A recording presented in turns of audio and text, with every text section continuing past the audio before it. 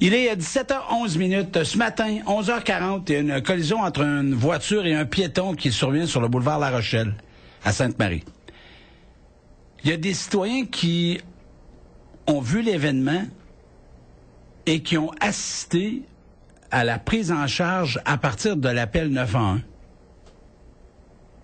Et encore une fois, on a l'impression qu'à Sainte-Marie, on revit le jour de la marmotte quand il est question de services ambulanciers. Je vous fais entendre ces deux citoyens, puis ensuite, on va parler avec Pascal Jacques. Il est le président de TASBI. TASBI, c'est le syndicat qui représente les techniciens ambulanciers pour la Beauce. Pour nous joindre en studio, composez le 418-387-1015, poste 1, ou sans frais le 1-855-331-1015, poste 1. Un peu après 11h30 ce matin, aux alentours de 11h40, je vous dirais, il y a une collision qui est survenue entre un cycliste et un véhicule. Ça se passe sur le boulevard La Rochelle. Et les deux prochaines personnes qui sont en studio avec nous, François et Sébastien, ont été témoins de l'événement, particulièrement Sébastien. Bonjour Sébastien. Bonjour, ça va? Très bien, vous-même? Oui. Vous avez été donc témoin de cet événement-là, de la collision en tant que telle, ou si vous êtes passé et c'était déjà arrivé? Ben moi, dans le fond, je dînais avec ma blonde dans le stationnement de Vachon. Oui. Puis là, tout d'un coup, j'ai vu un monsieur qui était arrêté avec son véhicule, qui portait assistance à une autre personne qui était par terre. Qui était étendu au sol? Oui, il était étendu au sol. OK. Puis là, ben, en voyant ça, ben, on était voir pour qu'est-ce qui se passait. Puis on a vu que le monsieur, là, il était gravement... Il était atteint, là. Il était blessé. Oui, donc, il y avait des blessures visibles pour vous qui n'êtes pas un expert? Non. Le visage en sang. Oui. Qu'est-ce que vous faites dans la vie, vous, Sébastien? Est-ce que vous travaillez? Oui, moi, je travaille, oui. Parfait.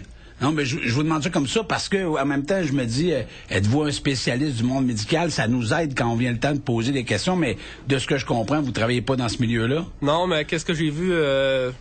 J'ai pas besoin d'avoir un certificat médical. Non, je comprends très bien, mais en même temps, ce qu'il faut comprendre, là, c'est que vous êtes là aujourd'hui parce que ça vous a choqué cette situation-là, notamment parce que quand les policiers sont arrivés sur place, on a appelé l'ambulance et c'est un véhicule de Saint-Joseph qui est venu porter assistance aux citoyens qui étaient étendus au sol? Oui, parce que moi, dans le fond, le monsieur, après qu'il a été porté... Ben, les gens sont venus beaucoup l'aider, porter des couvertures. Des citoyens qui, spontanément, ont voulu le garder à la chaleur le plus longtemps possible, parce que quoi, il était tendu sur la chaussure? Oui, même dans le trou d'eau, là, il était dans... Même aujourd'hui, c'est une température qui est quand même pas très belle dans le chemin. Exact. Il était vraiment dans l'eau, là, dans la vase, puis... Il était immergé de sang, là, en plus, là. Ça fait que c'était pas beau à voir. Tout le monde a porté des couvertes, là, pour le vêtir un peu, là, pour... le garder à la chaleur le plus possible. Oui. Exactement, oui. Les policiers sont là? Ben moi, dans le fond, c'est arrivé à 11h40. Ouais. On a porté assistance jusqu'à environ 11h52. Après ça, il y avait quand même beaucoup de gens. On avait besoin d'être là parce qu'il y avait quand même beaucoup de personnes pour l'assister. Ouais. J'ai été reporter ma blonde, dans le fond, à l'école. Ouais. Puis quand j'étais revenu, j'ai seulement vu les policiers, mais j'ai croisé l'ambulance de Sainte-Marie. Puis elle était pas en service, là. Et je l'ai vu, elle s'en allait, là. Elle prenait direction, là, boulevard Chassé, la route Chassé. Elle ne répondait pas à un appel. Non. Le véhicule ambulancier ne répondait pas à un appel. Exactement. Mais on avait besoin d'une ambulance pour quelqu'un qui était couché au sol, mais le véhicule s'en allait, les gyrophares n'étaient pas allumés, puis quoi, il s'en retourne au garage. Non, oui, en plein ça. Gravement blessé, le monsieur. Il a été percuté au moins 40 km/h, c'est sûr, là. En plein fouet, là. Là, vous voulez dénoncer le fait qu'on manque de couverture ambulancière à Sainte-Marie?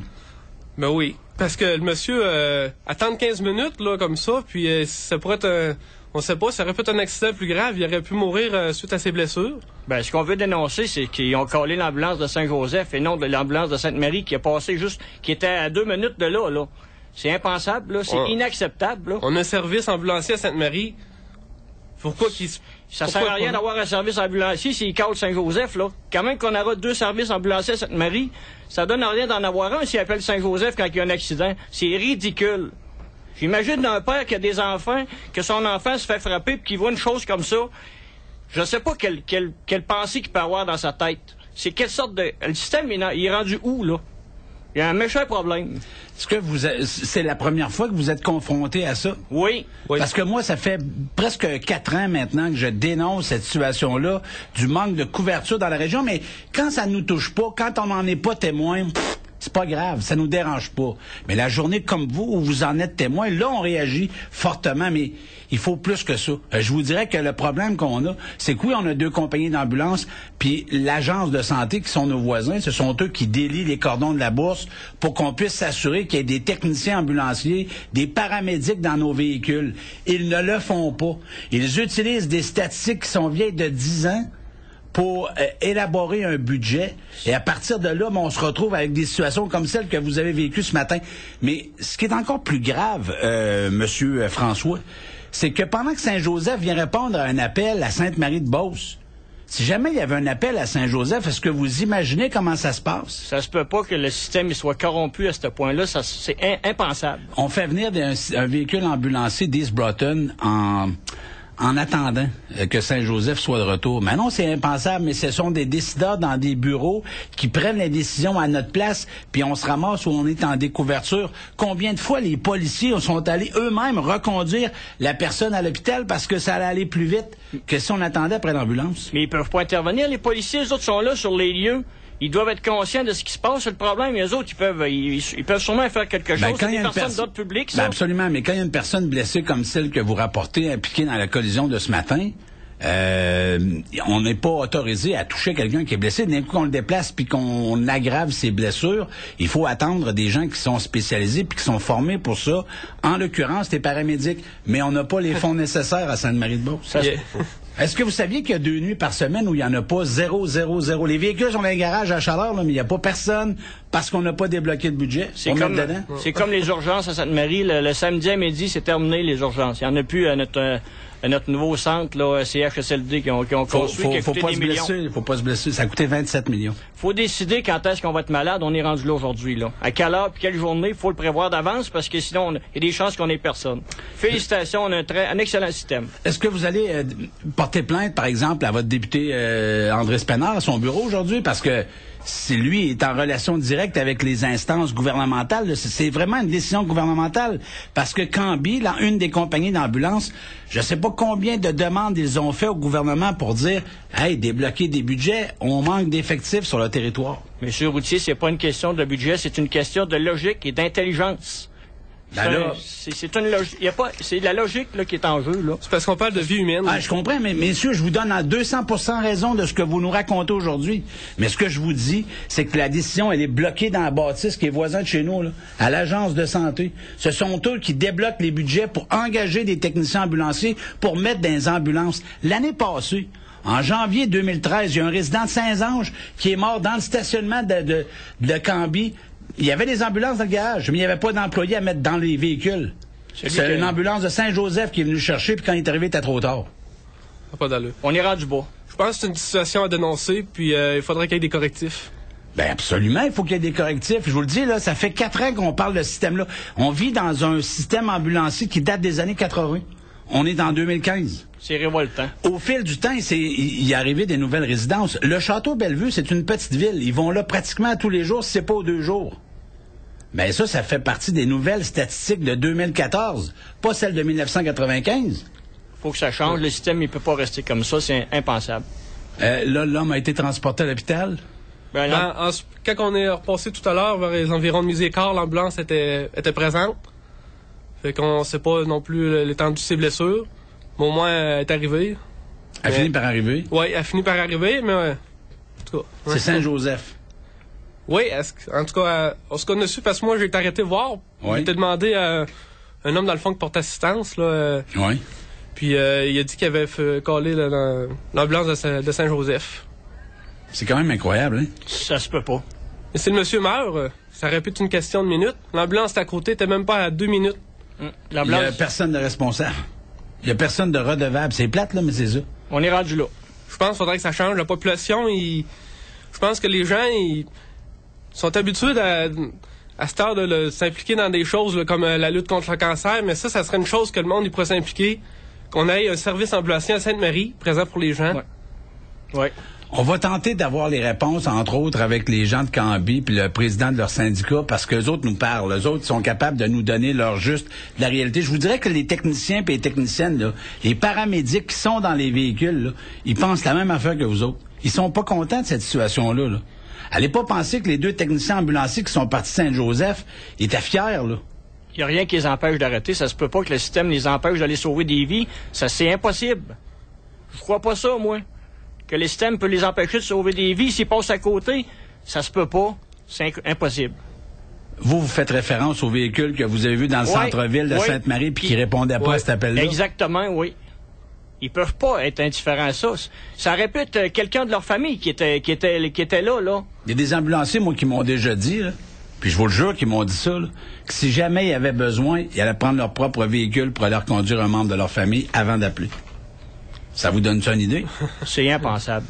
Messieurs, merci beaucoup d'être arrêtés de nous parler aujourd'hui, puis on va tenter d'avoir les réponses pour vous. Merci. Ça me fait plaisir. Bonne journée, merci. Merci beaucoup. Un accident qui est survenu vers 11h40 aujourd'hui sur le boulevard La Rochelle, qui impliquait un résident de Sainte-Marie qui a été percuté par une voiture et qui a dû attendre que le véhicule ambulancier provienne de Saint-Joseph pour être soigné. C'est comme ça que ça se passe dans le monde de la santé à Sainte-Marie-de-Beauce. Jusqu'à 18h, les incorrigibles. 7h22, ma collègue Pascal est rapide sur le téléphone. On a en bout de ligne le président de la TASBI, du syndicat qui représente les techniciens ambulanciers pour la région, M. Pascal Jacques. Bonjour, M. Jacques. Bonjour, M. Routier. Vous venez d'entendre ces 2 citoyens-là. C'est quoi votre première réaction?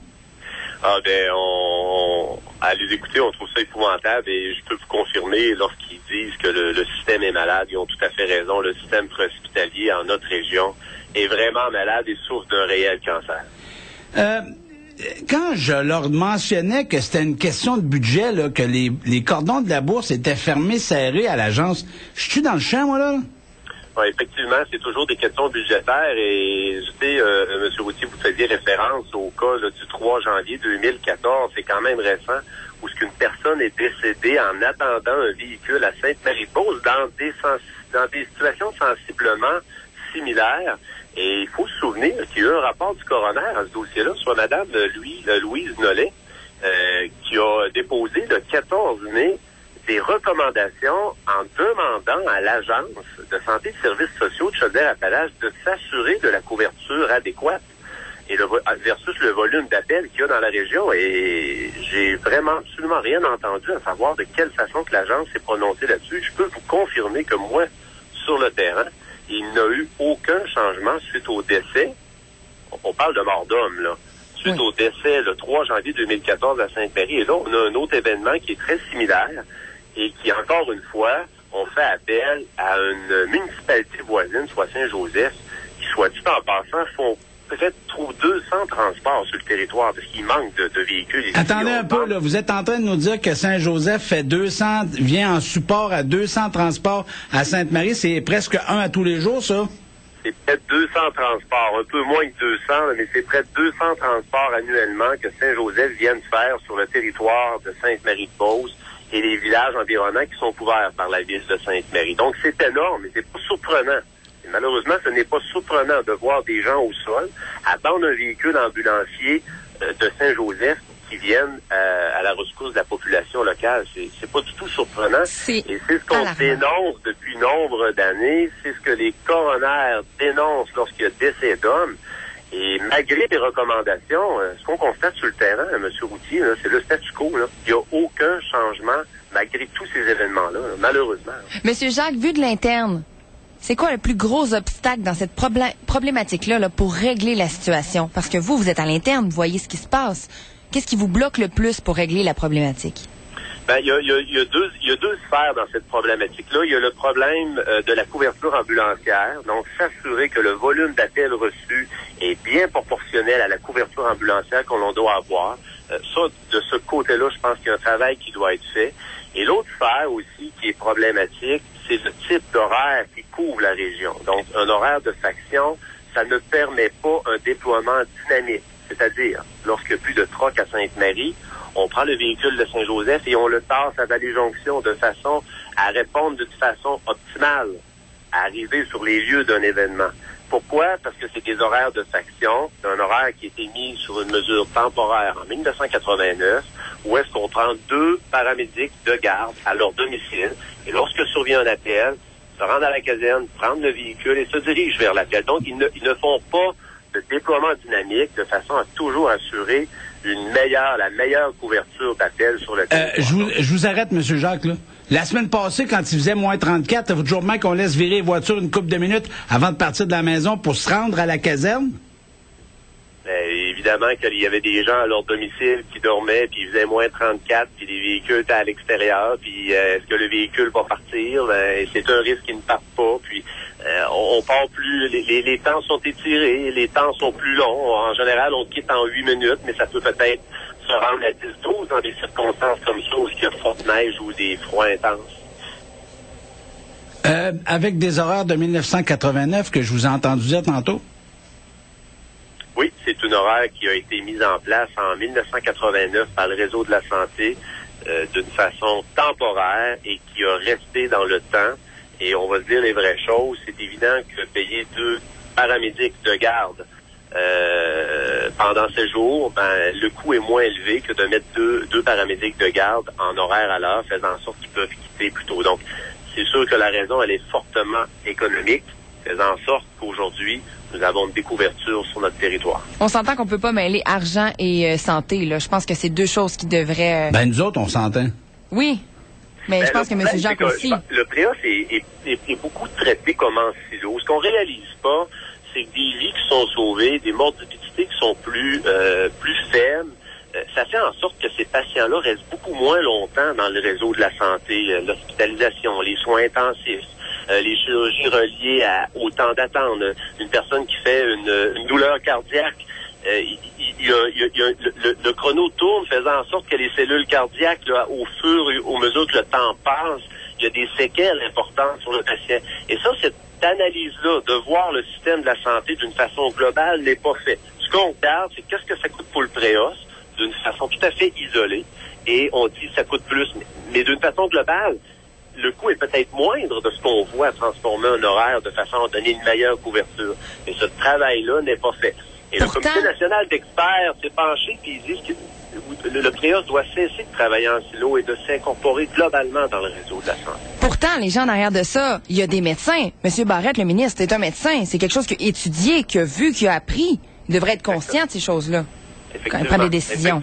Je suis content de voir que vous pensez tous les deux que c'est le ministre Barrette, mais moi, je vais vous casser vous péter votre ballon pour vous dire que c'est des fonctionnaires qui gèrent un budget. Les autres, on leur donne un montant d'argent, puis tout doit rentrer à partir de ce montant-là, peu importe les résultats. Oui, mais en tant que ministre, quand tu lis ça, tu dois dire, voyons donc, ça n'a pas d'allure, là. Est-ce que tu savais, Pascal, que l'an passé, le décès que M. Jacques parlait tantôt du monsieur de Saint-Ange, c'est moi qui ai porté plainte au bureau du coroner? Je savais pas, M. Routier, non. C'est moi, personnellement, qui ai porté plainte au bureau du coroner. J'ai même fourni des enregistrements d'entrevues qu'on a réalisés avec celui qui était au chevet de M. Desgagnés pour faire avancer le dossier. Vous voyez, M. Routier, j'en suis entièrement surpris, puisque une des recommandations clés et centrales de Mme Louise Nollet du coroner, c'était de s'assurer que la couverture ambulancière soit bien proportionnée au volume d'appels dans la région de Sainte-Marie de son territoire. Et nous avons toujours eu aucune réponse de la part de Chaudière-Appalaches, de l'agence, face à cette recommandation-là. Bon, on va essayer d'entrer en contact avec les gens de l'agence, M. Jacques, mais ce dossier-là, on ne le laissera pas mourir. Merci infiniment d'avoir pris du temps pour nous parler aujourd'hui. Merci, bonne fin de journée. Merci. Pascal Jacques, c'est le président du syndicat des techniciens ambulanciers. Il y a des ambulanciers de Saint-Joseph qui sont allés faire un appel entre Sainte-Énédienne et Sainte-Claire. C'est normal, ça? Mais quand t'es ambulancier, là, ils doivent tellement être aussi flabbergastés. Ils doivent être vraiment fâchés. Je veux pas sacrer en ondes, là, mais ils doivent vraiment capoter de voir ça. Ceux qui sont partis de Saint-Joseph, là. Sûr. Parce qu'ils savent que leur territoire est en découverture, là. Oui. Pourtant, la Mme Nolette avait demandé que les correctifs soient apportés. On leur a laissé du temps à l'agence. 1 an plus tard, ils disent non. On va tenter de parler aux gens de l'agence. 17h.